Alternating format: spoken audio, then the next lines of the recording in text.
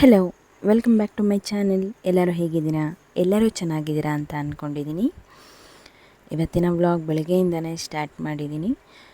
Vlog ಶುರು ಆಗೋದಕ್ಕೂ ಮುಂಚೆ ಯಾರೆಲ್ಲ ನನ್ನ ಚಾನಲನ್ನು ಸಬ್ಸ್ಕ್ರೈಬ್ ಮಾಡದೆ ನೋಡ್ತಾ ಇದ್ದೀರಾ, ದಯವಿಟ್ಟು ನನ್ನ ಚಾನಲನ್ನು ಸಬ್ಸ್ಕ್ರೈಬ್ ಮಾಡ್ಕೊಂಡು ನೋಡಿ, ಹಾಗೆ ಸಪೋರ್ಟ್ ಮಾಡಿ, ಹಾಗೆ ಈ ವಿಡಿಯೋಗೆ ಒಂದು ಲೈಕ್ ಕೊಡೋದು ಕೂಡ ಮರಿಬೇಡಿ. ಬೆಳಗ್ಗೆ 5 ಗಂಟೆಗೆ ನನ್ನ ರೊಟೀನ್ ಸ್ಟಾರ್ಟ್ ಆಗುತ್ತೆ. ರಂಗೋಲಿ ಎಲ್ಲ ಹಾಕಿ ಮನೆ ಹೊಸ್ಲಿಗೆಲ್ಲ ರಂಗೋಲಿ ಹಾಕಿ ಕುಂಕುಮ ಇಡೋಣ ಅಂತ ಬರೋ ಹೊತ್ತಿಗೆ ನಮ್ಮ ಪುಟಾಣಿ ನೋಡಿ ಆ ಇಲಿ ಮರಿನ ಇಟ್ಕೊಂಡು ಯಾವ ರೀತಿ ಆಟ ಆಡ್ತಿದೆ ಅಂಥೇಳಿ. ಅದು ಆಟ ಆಡಿಸೋಷ್ಟೊತ್ತು ಆಡಿಸ್ಬಿಟ್ಟು ಮತ್ತೆ ಅದನ್ನು ಸಾಯಿಸಿಬಿಡುತ್ತೆ ಅಂತ ಅಂದ್ಕೊಂಡಿದ್ದೀನಿ. ಗೊತ್ತಿಲ್ಲ, ತುಂಬ ಹೊತ್ತು ನೋಡಿಕೊಂಡೇ ಇದ್ದೆ, ಬಟ್ ಅದು ಆಟ ಆಡಿಸ್ತಾನೇ ಇತ್ತು. ಏನು ಮಾಡ್ತು ಅಂತ ನಾನು ನೋಡಲಿಲ್ಲ. ಆಮೇಲೆ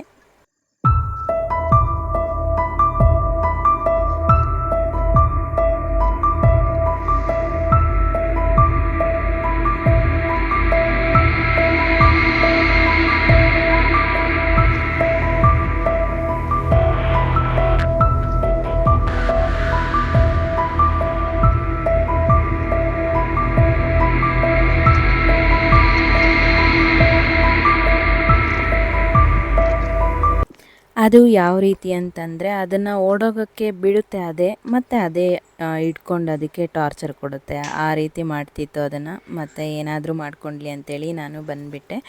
ಬಂದಿದ್ದಾದಮೇಲೆ ನನ್ನ ಕೆಲಸ ಎಲ್ಲ ಮುಗಿಸ್ಕೊಂಡು ಒಳಗಡೆ ಬಂದು ಟೀ ಇಡ್ತಾಯಿದ್ದೀನಿ. ಟೀಗೆ ಸ್ವಲ್ಪ ಶುಂಠಿ ಹಾಕ್ತೀನಿ. ಶುಂಠಿ ನಾನು ಹೋಮ್ ಮೇಡೇ ಮಾಡ್ಕೊಂಡಿದ್ದೀನಿ. ಒಣಶುಂಠಿ, ಏಲಕ್ಕಿ ಮತ್ತು ಒಂದು ಸ್ವಲ್ಪ ಲವಂಗ, ಇದನ್ನೆಲ್ಲ ಪೌಡ್ರ್ ಮಾಡಿ ಇಟ್ಕೊಂಡಿದ್ದೀನಿ. ಅದಾದರೂ ಹಾಕ್ತೀನಿ, ಇಲ್ಲಾಂದರೆ ಹಸಿ ಶುಂಠಿನೇ ಸ್ವಲ್ಪ ಜಜ್ಜಿಬಿಟ್ಟು ಟೀ ಒಳಗಡೆ ಹಾಕ್ತೀನಿ.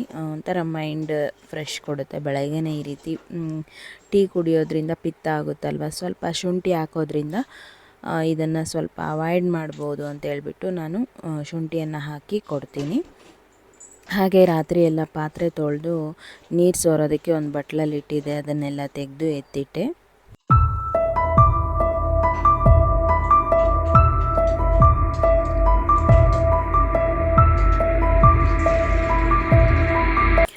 ಟೀ ಕೊಟ್ಟಿದ್ದಾದಮೇಲೆ ನನಗೂ ಏನಾದರೂ ಒಂದು ರಿಫ್ರೆಶ್ಮೆಂಟ್ಗೆ ಅಂತೇಳಿ ಒಂದು ಡ್ರಿಂಕನ್ನು ಮಾಡ್ಕೊಳ್ತೀನಿ. ಆಲ್ಮೋಸ್ಟ್ ನಾನು ಹೇಳ್ತಾ ಇರ್ತೀನಿ, ಜೀರಾ ವಾಟರ್ ಆಗಿರ್ಬೋದು, ಇಲ್ಲ ಅಜ್ವೈನು, ಜೀರಾ, ಇಲ್ಲಾಂದರೆ ಶುಂಠಿ, ಏನಾದರೂ ಈ ರೀತಿ ಮಾಡ್ಕೊಳ್ತಾ ಇರ್ತೀನಿ. ಬಟ್ ಇವತ್ತು ನಾನು ಚಕ್ಕೆಯನ್ನು ಹಾಕಿಬಿಟ್ಟು ಒಂದು ಕುದಿಸ್ಬಿಟ್ಟು ಒಂದು ಡ್ರಿಂಕನ್ನು ಮಾಡ್ಕೊಂಡಿದ್ದೆ.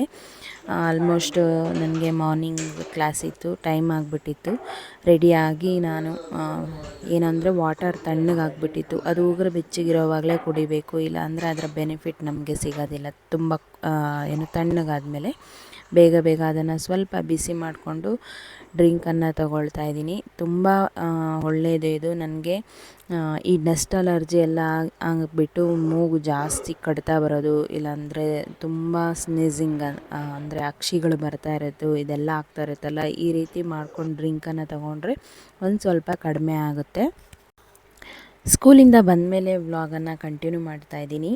ಅಮ್ಮ ಅಂದರೆ ಅತ್ತೆ ಹೊಲದಲ್ಲಿ ಅವರೆಕಾಳಾಗಿತ್ತು, ಅದಕ್ಕೆ ಹುಳ ಆಗಬಾರ್ದು ಅಂದ್ಬಿಟ್ಟು ಅದನ್ನು ಬೆಚ್ಚಗಿಡೋದು ಅಂತೀವಿ ಹಳ್ಳಿ ಕಡೆ. ಅದನ್ನು ಅಂದರೆ ಮೀನ್ಸ್ ಉರಿಯೋದು, ಒಲೆ ಮೇಲೆ ಇಟ್ಟು ಅದನ್ನು ಹುರಿದು ಬಿಟ್ಟು ಕಾಳನ್ನು ಎಲ್ಲ ಸೇಫ್ಟಿ ಮಾಡೋದು, ಯಾವುದೇ ರೀತಿಯ ಹುಳು ಆಗದೇ ಇರಲಿ ಅಂತ ಹೇಳ್ಬಿಟ್ಟು. ಏನು ಅಂತಂದರೆ ಮಿಲ್ಲಿಗೆ ಹಾಕ್ಸ್ಕೊಂಬರೋದು, ಬೇಳೆ ಮಾಡಿಸ್ಕೊಂಡು ಬರೋದಕ್ಕೂ ಎತ್ಕೊಂಡು ಹೋಗ್ಬೋದು, ಇಲ್ಲ ಅಂತಂದರೆ ಹಾಗೆ ರೀತಿ ಸ್ಟೋರ್ ಮಾಡಿ ಎತ್ತಿಡ್ಬೋದು. ನೀನು ಹೆಂಗೆ ಗೊತ್ತೀಯಾ ಚಿಂಟು? ನೀನು ಹೆಂಗೆ ಗೊತ್ತೀಯಾ? ಯಾವ ರ್ಯಾಂಕ್ ಬರ್ತೀಯಾ?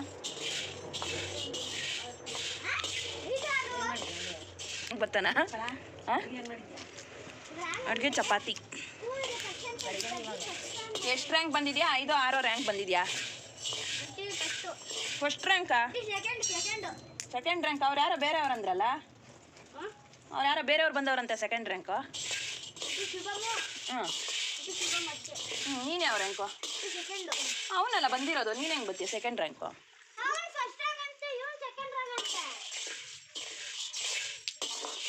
ಇಷ್ಟು ಬೇಗ ರಿಸಲ್ಟ್ ಹೇಳ್ಬಿಟ್ರಾ?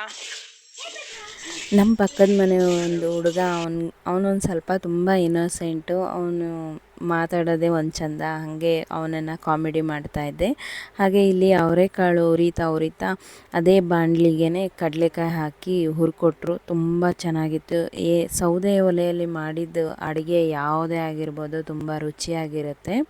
ಹಾಗೆ ನಮ್ಮ ಪಕ್ಕದ ಮನೆ ಅಕ್ಕನೂ ಸ್ವಲ್ಪ ಹೆಲ್ಪ್ ಮಾಡ್ಕೊಡ್ತಾಯಿದ್ರು. ಯಾಕಂದರೆ ಇವಾಗ ತುಂಬ ಬಿಸಿಲಲ್ವಾ, ಒಲೆ ಮುಂದೆ ಕುತ್ಕೊಳ್ಳೋದೇ ಒಂದು ದೊಡ್ಡ ಟಾಸ್ಕ್ ಅಂತಲೇ ಹೇಳ್ಬೋದು. ನಿಜವಾಗ್ಲೂ ಮುಂಚೆ ಎಲ್ಲ ನಾನು ಒಲೆಯಲ್ಲೆಲ್ಲ ಅಡುಗೆ ಮಾಡಿದ್ದೀವಿ, ಅದೆಲ್ಲ ನೆನಪು ಬರುತ್ತೆ. ಹಾಗೆ ಇಲ್ಲಿ ಚಾರ್ವಿ ಕನ್ನಡ ಓದ್ತಿದ್ದಾಳೆ ನೋಡಿ.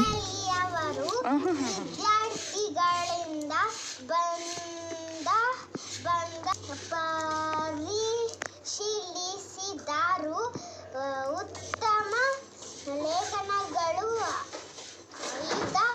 ಆಯುಧ ಪತ್ರಿಕೆ ಆಯುಧ ಇರ್ಬೇಕು ನೋಡು. ಆಯುಧ ಪ್ರತೀಕೆನಾ? ಪತ್ರಿಕೆಯನ್ನು ಸಿದ್ಧಪಡಿಸಿ ಪ್ರಕಟಿಸಿದರು. ರಾಧಾ ಪ್ರೀತಿ ಪತ್ರಿಕೆಯನ್ನು ಕುತೂಹಲದಿಂದ ಓದಲು ಮುಂದಾದಳು. ಕೆಲವು ಲೇಖನಗಳು ಸರಾಗವಾಗಿ ಓದಿದಳು. ಆದರೆ ನೋಡಿದ್ರಲ್ಲ ಯಾವ ರೀತಿ ಕನ್ನಡ ಓದ್ತಾಳೆ ಅಂಥೇಳಿ. ಸ್ವಲ್ಪ ಮಿಸ್ಟೇಕ್ ಮಾಡ್ತಾಳೆ, ಅದನ್ನು ಸರಿ ಮಾಡಿಕೊಡ್ತಾ ಇರ್ತೀನಿ, ಕಲ್ತ್ಕೋತಾಳೆ ಮುಂದೆ. ಹಾಗೆ ಇಲ್ಲಿ ನೆಕ್ಸ್ಟ್ ಡೇ ಮಾರ್ನಿಂಗ್ ಇದು ಚಂದ್ರದ ಹುಣ್ಣಿಮೆ ಆಗಿರೋದ್ರಿಂದ ತುಂಬ ಚೆನ್ನಾಗಿ ಬಂದಿತ್ತು. ನಮ್ಮ ಅಡುಗೆ ಮನೆ ಕಿಟಕಿಯಲ್ಲಿ ಚೆನ್ನಾಗಿ ಕಾಣಿಸ್ತಾ ಇತ್ತು. ಅದನ್ನು ಹಾಗೆ ವಿಡಿಯೋ ಮಾಡಿಕೊಂಡೆ. ನಾನು 5 ಗಂಟೆಗೆ ಎದ್ದೇಳ್ತೀನಿ ಅಂತಂದರೆ 50% ವಾಕ್ ಮಾಡೋದಕ್ಕೆ ಅಂತಾದರೆ ಇನ್ನು 50% ನನ್ನ ಬಾಗಿಲು ಮುಂದೆ ರಂಗೋಲಿ ಹಾಕೋದಕ್ಕೋಸ್ಕರನೇ ನಾನು ಬೇಗ ಎದ್ದೇಳ್ತೀನಿ. ನಿಜವಾಗ್ಲೂ ರಂಗೋಲಿ ಹಾಕೋದಿದೆಯಲ್ಲ, ಅದು ಎಷ್ಟು ಮನಸ್ಸಿಗೆ ನೆಮ್ಮದಿ ಖುಷಿ ಕೊಡುತ್ತೆ. ಅದನ್ನು ತುಂಬ ಎಂಜಾಯ್ ಮಾಡಿಕೊಂಡು ರಂಗೋಲಿ ಹಾಕ್ತೀನಿ. ನನಗೆ ಇದರಲ್ಲಿರೋ ಖುಷಿ ಯಾವುದ್ರಲ್ಲಿ ಇಲ್ಲ ಅನಿಸುತ್ತೆ.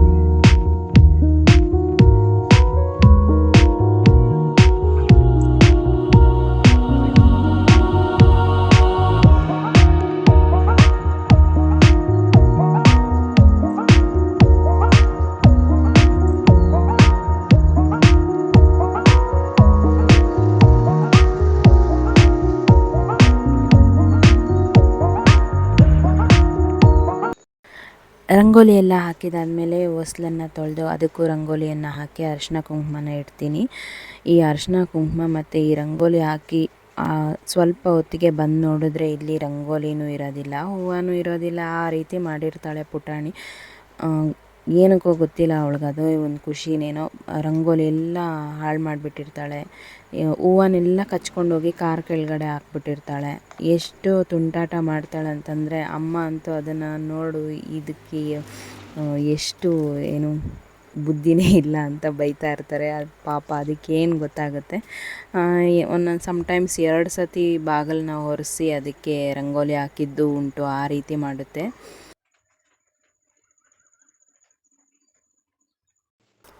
ಹೊರಗಡೆ ಎಲ್ಲ ಕೆಲಸ ಮುಗಿಸಿದಾದ್ಮೇಲೆ ಯಾವಾಗಲೂ ಮಾಡುವಂತಹ ಒಂದು ಕಾಮನ್ ಕೆಲಸಗಳಂತಲೇ ಹೇಳ್ಬೋದು, ಟೀಯನ್ನು ಮಾಡಿಕೊಡ್ತಾಯಿದ್ದೀನಿ. ಆ ಟೀಯನ್ನು ಮಾಡೋ ಅಷ್ಟೊತ್ತಿಗೆ ನಮ್ಮ ಮಾವ ಎಷ್ಟು ಕೆಲಸ ಮಾಡಿರ್ತಾರೆ ಅಂತಂದರೆ, ಹೊರಗಡೆ ಎಲ್ಲ ಮೇಲೆ ಸಿಂಟೆಕ್ಸ್ಗೆಲ್ಲ ನೀರನ್ನು ತುಂಬಿಸಿರ್ತಾರೆ. ಆಮೇಲೆ ಹಸುಗಳನ್ನೆಲ್ಲ ಆಚೆ ಕಟ್ಟಿ ಅದರ ಕೆಳಗಡೆ ಕಸ ಎಲ್ಲ ಗುಡಿಸಿ ಹಾಕ್ತಾರೆ. ಮತ್ತು ಅವುಗಳಿಗೊಂದು ಸ್ವಲ್ಪ ಮೇವೆಲ್ಲ ಹಾಕಿ, ಮತ್ತು ಆ ಕೆಲಸ ಮಾಡೋಷ್ಟೊತ್ತಿಗೆ ಸಿಂಟೆಕ್ಸ್ ಎಲ್ಲ ನೀರು ತುಂಬಿರುತ್ತೆ. ಅದನ್ನೆಲ್ಲ ಆಫ್ ಮಾಡಿಕೊಂಡು, ಮತ್ತು ಹೊರಗಡೆ ಎಲ್ಲ ಲೈಟ್ಗಳನ್ನೆಲ್ಲ ಹಾಕಿರ್ತಾರೆ, ಅದನ್ನೆಲ್ಲ ಆಫ್ ಮಾಡ್ಕೊಂಡು ಬರ್ತಾರೆ. ಇಷ್ಟೊಂದು ಕೆಲಸ ಮಾಡ್ತಾರೆ.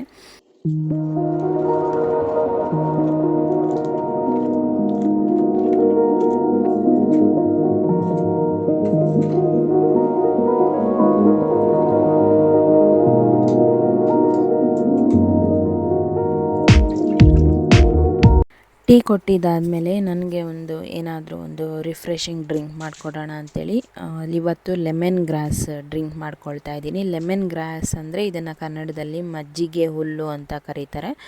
ಲೆಮನ್ ಗ್ರಾಸ್ ಅಂತ ಯಾಕೆ ಕರೀತಾರೆ ಅಂತಂದರೆ ಇದು ಸ್ಮೆಲ್ಲು ಸೇಮ್ ನಿಂಬೆಹಣ್ಣಿನ ಸ್ಮೆಲ್ ಬರುತ್ತೆ. ಇದರಿಂದ ಏನು ಬೆನಿಫಿಟ್ ಅಂತಂದರೆ ಇದು ರಕ್ತದೊತ್ತಡ ಕಡಿಮೆ ಮಾಡುತ್ತೆ ಮತ್ತು ಕೊಲೆಸ್ಟ್ರಾಲ್ ಕಡಿಮೆ ಮಾಡುತ್ತೆ. ಇದರಿಂದ ಇದು ಸ್ಟ್ರೆಸ್ ಕಡಿಮೆ ಮಾಡುತ್ತೆ ಇದು ಕುಡಿಯೋದ್ರಿಂದ. ಯಾಕಂದರೆ ಲೆಮನ್ ಸ್ಮೆಲ್ ಇದೆಯಲ್ಲ ಒಂಥರ ತುಂಬ ಚೆನ್ನಾಗಿರುತ್ತೆ. ನಿಜವಾಗ್ಲೂ ಒಂದು ಒಳ್ಳೆ ಬೆನಿಫಿಟ್ ಇದೆ ಅಂತಲೇ ಹೇಳ್ಬೋದು ಇದರಿಂದ. ಹಾಗೆ ಮಾರ್ನಿಂಗ್ ಬ್ರೇಕ್ಫಾಸ್ಟಿಗೆ ಅವಲಕ್ಕಿ ಚಿತ್ರಾನ್ನ ಬೇಕು ಅಂದರು ನಮ್ಮ ಮನೆಯವರು.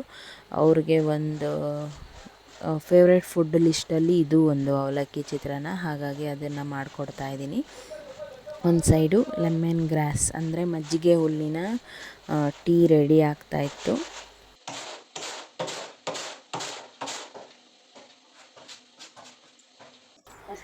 ಟಿಫನ್ಗೆಲ್ಲ ರೆಡಿ ಮಾಡ್ಕೊಳ್ತಾ ಇದ್ದಂಗೆ ಹೊರಗಡೆ ಸೊಪ್ಪು ಬಂತು. ನಮ್ಮ ಮಾವ ಯಾವ್ದು ಬೇಕೋ ಅದು ತಗೋಬಾಮ್ಮ ಅಂತ ಕರೆದ್ರು. ಹಾಗಾಗಿ ಹೊರಗಡೆ ಸೊಪ್ಪನ್ನು ತೊಗೊಂಬಂದೆ. 2 ಕಟ್ಟು ದಂಟಿನ ಸೊಪ್ಪು ಹಾಗೆ 2 ಕಟ್ಟು ಪಾಲಕ್ ಸೊಪ್ಪು ತೊಗೊಂಡು ಬಂದೆ. ಹಾಗೆ ಇಲ್ಲಿ ಇನ್ನೊಂದು ವಿಶೇಷ ಏನು ಅಂತಂದರೆ ನಂದು ಇವತ್ತು ಬರ್ತ್ಡೇ ಆಗಿತ್ತು. March 25th. ಯಾವುದೇ ರೀತಿಯ ಸೆಲೆಬ್ರೇಷನ್ ಮಾಡ್ಕೊಳ್ಳಲ್ಲ. ಬಿಕಾಸ್ ನನ್ನ ಎಕ್ಸಾಕ್ಟ್ ಡೇಟ್ ಆಫ್ ಬರ್ತು ನನಗೆ ಗೊತ್ತಿಲ್ಲ. ಅಂದರೆ ಅಮ್ಮ ಗುರುತು ಹಾಕ್ಕೊಂಡಿಲ್ಲ. ಯಾಕಂತಂದರೆ ಆವಾಗ ಮನೆಯಲ್ಲೇ ಡೆಲಿವರಿ ಮಾಡ್ತಿದ್ರಲ್ಲ ಹಿಂದಿನ ಕಾಲದಲ್ಲಿ, ಆ ರೀತಿ ಅಮ್ಮನೂ ಒಂದು ಅಕ್ಷರನೂ ಅವರು ಶಾಲೆಗೆ ಹೋಗಿ ಕಲ್ತಿಲ್ಲ. ಹಾಗಾಗಿ ಅಜ್ಜಿ ಯಾರು ಆ ರೀತಿ ಡೇಟ್ ಆಫ್ ಬರ್ತ್ ಗುರ್ತಾಕೊಂಡಿಲ್ಲ. ತುಂಬ ಒಂದೊಂದು ಸತಿ ಬೇಜಾರಾಗುತ್ತೆ. ಏನು ಅಂತಂದರೆ ಮದುವೆಗೆ ಮುಂಚೆ ಎಲ್ಲ ಅಮ್ಮ ಹತ್ರ ನಾನು ತುಂಬ ಜಗಳ ಆಡ್ತಿದ್ದೆ. ನಂದೊಂದು ಡೇಟ್ ಆಫ್ ಬರ್ತ್ ಇಟ್ಕೊಂಡಿಲ್ಲ, ನಂದೊಂದು ಚಿಕ್ಕ ಮಗು ಫೋಟೋ ಇಲ್ಲ, ನಾನು ನಿನ್ನ ಮಗಳೇನಾ ಅಂತ ಒಂದು ಸ್ವಲ್ಪ ಅಮ್ಮನ್ನ ಗೋಳಾಡಿಸ್ಕೊಳ್ತಾ ಇದ್ದೆ. ಡೇಟ್ ಆಫ್ ಬರ್ತ್ ಗುರ್ತು ಹಾಕ್ಕೊಂಡಿಲ್ಲ ಅಂತಂದರೆ, ಒಂದು ಮಗು ಫೋಟೋ ಇಲ್ಲ ಅಂತಂದರೆ ಈ ರೀತಿ ಎಲ್ಲ ಮಾತಾಡ್ತೀಯಾ ಅಂತ ಹೇಳ್ಬಿಟ್ಟು ತುಂಬ ಬೇಜಾರು ಮಾಡ್ಕೊಳ್ತಾಯಿದ್ರು. ಅದು ಒಂದೊಂದು ಸತಿ ತುಂಬ ಮನ್ಸಿಗೆ ಬೇಜಾರಂತ ಅನಿಸುತ್ತೆ. ಮಾರ್ಚ್ 25th ಅನ್ನೋದು ಮಾಸ್ ಕಾರ್ಡಲ್ಲಿರುವಂತಹ ಡೇಟ್ ಆಫ್ ಬರ್ತು. ಅದನ್ನೇ ಸುಮ್ಮನೆ ನನ್ನ ಬರ್ಡೇ ಅಂತ ಅಂದ್ಕೊಳ್ತೀನಿ. ಹಾಗೆ ನಮ್ಮ ಮನೆಯವರು ವಿಶ್ ಮಾಡಿದ್ರು.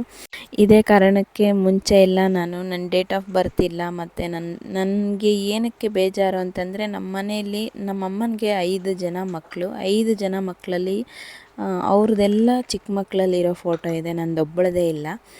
ಹಂಗಾಗಿ ನಾನು ನಿನ್ನ ಮಗಳಲ್ಲ, ಅದಕ್ಕೆ ನನ್ನ ಫೋಟೋ ಇಲ್ಲ ಅಂತ ನಾನು ಯಾರೋ ನಿನಗೆ ಸಿಕ್ಕಿರೋದು ಅಂತೆಲ್ಲ ನಾನು ಅಮ್ಮನ್ನ ತುಂಬ ಚೆನ್ನಾಗಿ ಆಡಿಸ್ತಾ ಇದ್ದೆ. ಅದು ನನ್ನ ಬ್ಯಾಡ್ ಲಕ್ ಅಂತಲೇ ಹೇಳ್ಬೋದು. ಬಟ್ ಅಮ್ಮ ಅಪ್ಪ ತುಂಬ ಪ್ರೀತಿಯಿಂದ ಬೆಳೆಸಿದ್ದಾರೆ, ಅಷ್ಟೇ ಸಾಕು ನನಗೆ.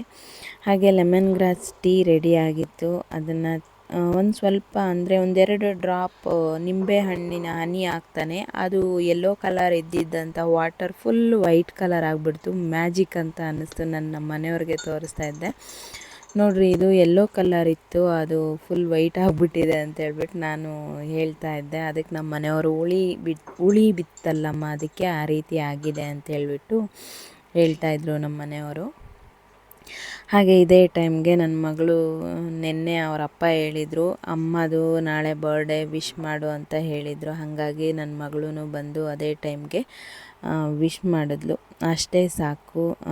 ಏನು ಅಂತಂದರೆ ನನ್ನ ಬರ್ಡೇ ನಾವೇನು ಸೆಲೆಬ್ರೇಟ್ ಮಾಡ್ಕೊಳ್ಳೋದಿಲ್ಲ. ನಮ್ಮ ಮಗಳೇ ಎಲ್ಲನೂ ಅಂತ ಹೇಳ್ಬಿಟ್ಟು ಅವಳ ಬರ್ತ್ಡೇನ ಸ್ವಲ್ಪ ಸೆಲೆಬ್ರೇಟ್ ಮಾಡ್ತೀವಿ ಅಷ್ಟೇ.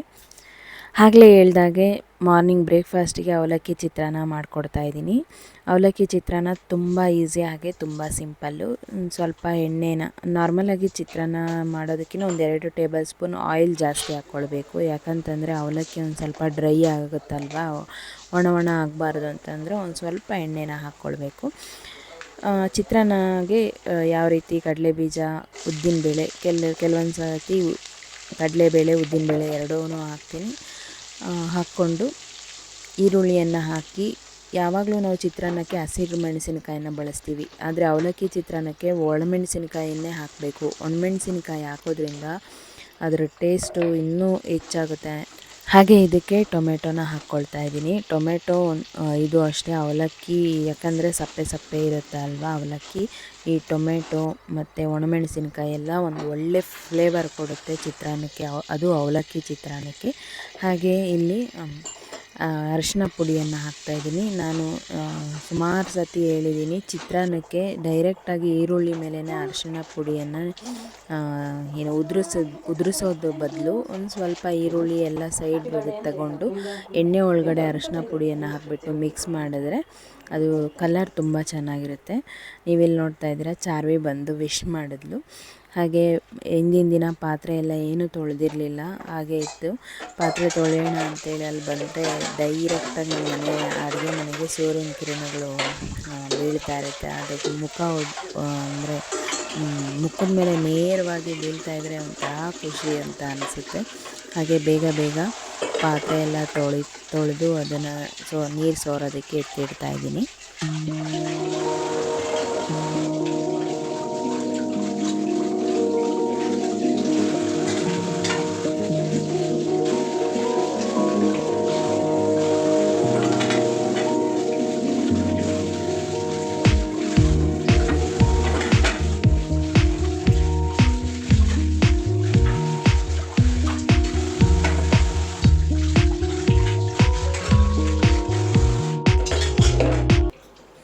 ಹಾಗೆ ಕೆಲಸ ಮಾಡಿಕೊಂಡೆ. ನಮ್ಮ ಮನೆಯವ್ರಿಗೂ ಡ್ಯೂಟಿಗೆ ಟೈಮ್ ಆಗಿತ್ತು. ಹಾಗಾಗಿ ಕೊನೆಯದಾಗಿ ನಿಂಬೆಹಣ್ಣನ್ನು ಸೇರಿಸ್ಕೊಳ್ತಾ ಇದ್ದೀನಿ.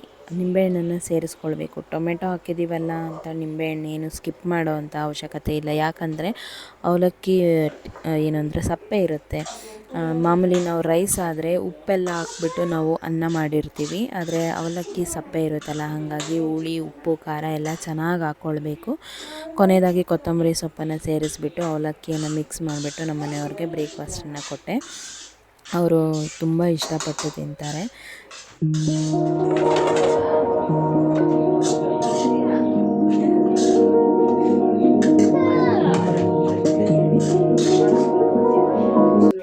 ನಮ್ಮ ಮನೆಯವ್ರಿಗೂ ಬ್ರೇಕ್ಫಾಸ್ಟನ್ನು ಕೊಟ್ಟು ನಾನು ಫ್ರೆಶ್ ಅಪ್ ಆಗಿ ಸ್ಕೂಲಿಗೆ ಹೊರಟೆ. ಸ್ಕೂಲಿಗೆ ಹೋದ್ಮೇಲೆ ಅಲ್ಲಿ ನನಗೆ ನನ್ನ ಮಕ್ಕಳು ಗಿಫ್ಟ್ ಕೊಟ್ಟರು. ಲೆಟರೆಲ್ಲ ಬರೆದು ಕೊಟ್ಟಿದ್ದರು ಮಕ್ಕಳು. ಏನೂ ಅವ್ರ ಪ್ರೀತಿಯಿಂದ ಅದನ್ನು ಕೊಟ್ಟಿರ್ತಾರಲ್ವ, ಅದಕ್ಕೆ ಬೆಲೆನೇ ಕಟ್ಟೋಕ್ಕಾಗೋದಿಲ್ಲ. ಅದು ಏನು ಅಂತಂದರೆ ಚಾಕ್ಲೇಟ್ಸ್ ಎಲ್ಲ ಇಟ್ಬಿಟ್ಟು ಕೊಟ್ಟಿದ್ದರು. ನನಗೆ ಆ ಫೀಲಿಂಗ್ಸನ್ನು ಎಕ್ಸ್ಪ್ರೆಸ್ ಮಾಡೋಕ್ಕಾಗಲ್ಲ, ಅಷ್ಟು ಖುಷಿ ಆಯಿತು ನನಗೆ. ಚಾರ್ವಿ ಕೇಳ್ತಿದ್ಲು, ಅಮ್ಮ ಕೇಕ್ ಕಟ್ ಮಾಡೋಣ, ಬರ್ತಡೇ ಸೆಲೆಬ್ರೇಟ್ ಮಾಡೋಣ ಅಂತ ಅಂತಿದ್ಲು. ಎಕ್ಸಾಕ್ಟ್ ಡೇಟು ಮತ್ತು ಎಕ್ಸಾಕ್ಟ್ ಆ ಡೇ ಎಲ್ಲ ಗೊತ್ತಿಲ್ಲ ಅಂದಮೇಲೆ ಏನಕ್ಕೆ ಆ ಬರ್ತಡೇ ಸೆಲೆಬ್ರೇಷನ್ ಮಾಡ್ಕೊಳ್ಬೇಕು ಅಂತ ಹೇಳಿದೆ ನಾನು. ಸ್ಕೂಲಿಗೆ ಹೋಗ್ತಾನೆ ಎಲ್ಲ ಮಕ್ಕಳು ಬಂದು ವಿಶ್ ಮಾಡ್ತಾಯಿದ್ದಾರೆ. ನನಗೆ ಒಂಥರ ಮುಜುಗರ ಅಂತ ಅನ್ನಿಸ್ತು, ಆಮೇಲೆ ಸ್ವಲ್ಪ ಖುಷಿನೂ ಅಂತ ಅನ್ನಿಸ್ತು. ಮುಜುಗರ ಏನಕ್ಕಾಯಿತು ಅಂತಂದರೆ ಕರೆಕ್ಟ್ ಡೇಟ್ ಆಫ್ ಬರ್ತ್ ಏನೂ ಗೊತ್ತಿಲ್ಲ, ಏನಕ್ಕೆ ಬರ್ತಡೇ ವಿಶಸ್ಸು ಸೆಲೆಬ್ರೇಷನ್ನು ಅಂತ ಅನ್ನಿಸ್ತು. ಹಾಗೆ ಖುಷಿ ಅಂತಂತಂದರೆ ನಾನೇ ಸೆಲೆಬ್ರೇಟ್ ಮಾಡ್ಕೊಳ್ಳೋದಿಲ್ಲ, ನನಗೆ ಬರ್ತಡೇ ನಮ್ಮ ಮನೆಯವರೇ ಸೆಲೆಬ್ರೇಟ್ ಮಾಡೋ ಅಂಥದ್ದು ಇದಿಲ್ಲ. ನಮ್ಮ ಮಕ್ಕಳು ನನಗೆ ವಿಶ್ ಮಾಡ್ತಾವಲ್ಲ, ನನಗೆ ಒಂದು ಖುಷಿಯ ಮತ್ತು ವಿಶಸ್ ಕೋರ್ತಾರಲ್ಲ, ಅದಕ್ಕೆ ಎಷ್ಟು ತುಂಬ ಖುಷಿ ಅಂತ ಅನ್ನಿಸ್ತು. ನನ್ನ ಕೊಲೀಗೂ ಅಷ್ಟೇ, ನಿನ್ನ ಬರ್ಡೇ ಅಂತೆ ಗೊತ್ತೇ ಇಲ್ಲ ಅಂಥೇಳಿ ವಿಶ್ ಮಾಡಿದ್ರು. ನಾನು ಹೇಳಿದೆ, ಡೇಟ್ ಆಫ್ ಬರ್ತ್ ಎಲ್ಲ ಕರೆಕ್ಟ್ ಇಲ್ಲ, ಏನಕ್ಕೆ ವಿಶ್ ಮಾಡ್ತೀರಾ ಅಂತಂದರೆ, ಪರವಾಗಿಲ್ಲ ಇದೇ ಡೇಟ್ಗೆ ಬರ್ತಡೇ ಮಾಡ್ಕೊ, ಏನಾಗುತ್ತೆ ಅಂತಂದರು. ಆದರೂ ಮೊದಲಿಂದ ಇಲ್ಲ ಅಂದಮೇಲೆ ಏನಕ್ಕೆ ಬರ್ತಡೇ ಸೆಲೆಬ್ರೇಷನ್ ಮಾಡ್ಕೊಳ್ಳೋದು ಅಂತ ಅನ್ನಿಸ್ತು. ಇದಾಗಿತ್ತು ಇವತ್ತಿನ ಸಿಂಪಲ್ ವ್ಲಾಗ್. ಈ ವ್ಲಾಗ್ ನಿಮಗೆ ಹೇಗೆ ಅನ್ನಿಸ್ತು ಅಂತೇಳಿ ಕಾಮೆಂಟ್ ಸೆಕ್ಷನಲ್ಲಿ ತಿಳಿಸಿ. ಈ ವ್ಲಾಗನ್ನು ಕೊನೆ ತನಕ ನೋಡಿದ್ದಕ್ಕೆ ನಿಮಗೆ ತುಂಬ ತುಂಬ ಥ್ಯಾಂಕ್ಸ್ ಅಂತ ಹೇಳ್ತೀನಿ. ನನ್ನ ಚಾನಲನ್ನು ಸಬ್ಸ್ಕ್ರೈಬ್ ಮಾಡ್ಕೊಂಡು ನೋಡಿ, ಹೀಗೆ ಸಪೋರ್ಟ್ ಮಾಡಿ. Thank you.